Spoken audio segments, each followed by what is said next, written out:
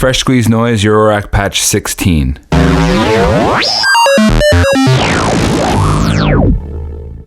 So usual setup, hopefully a different concept here today. First thing I'm going to do is I'm going to take the output of Braids and I'm going to go into the input of the Lifeforms binary filter. And then I'm going to take the output, the low output of that, and I'm going to go into the reverb from Audio Damage. And then I'm going to take the output of that and go into the mixer.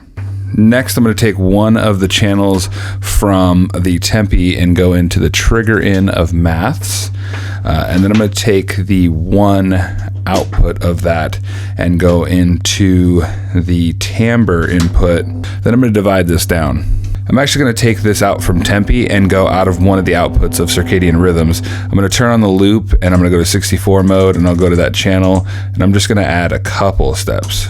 Next, I'm going to take another output from Circadian Rhythms and go into the trigger in of the Mutant Snare.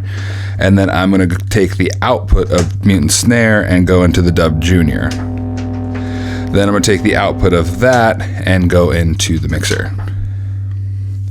Then I'll switch to that channel and add a couple of steps. Now I'm going to play with Mutant Snare's tone. Next, I'm going to take one more of the outputs from the Circadian Rhythms and go into the trigger in of the Mutant bass drum. And then I'm going to take the distorted output of that and go into the output. Then I'll switch to that channel and add some steps. Next, I'm going to take one more output from Circadian Rhythm and go into the input, trigger one input for peaks. I'm going to take the output of one and go into the 1 volt per octave of the STO. And then I'm going to take the output of that and I'm going to go into the input of clouds. And then I'm going to take the output of clouds and go into the mixer. I'm going to switch over to LFO mode. I'm going to switch over to tap. Then I'm going to switch to that channel and I'm going to add some taps. Next thing I'm going to do is I'm going to take one of the Tempi outs and I'm going to go to the trigger in on channel 4 of Maths. And then I'm going to take the output of channel 4 and I'm going to go to the linear input on the STO. I'm going to try and divide that down. I might try and change this actually to the sub and see what that sounds like. But I do want to then take this output. But if I change this to the sub, I do want to take this output and go into this filter and then from the filter out to the mixer. So I can kind of control some of that high end. Actually, I wonder I think I might actually change this up a little bit. So what I'm going to do is I'm going to take the STO out and instead of going to Braids and then the filter, I'm going to take the output of this and go straight to the filter. And then I'm going to take the output of the filter and go into clouds. And then I'm going to take the output of clouds and go into the output. Kind of tapering off what's going in here as opposed to sending the full signal in here and then filtering out what's coming out of here. I'd rather this be filtered and then this sound, this is actually affecting the filtered sound.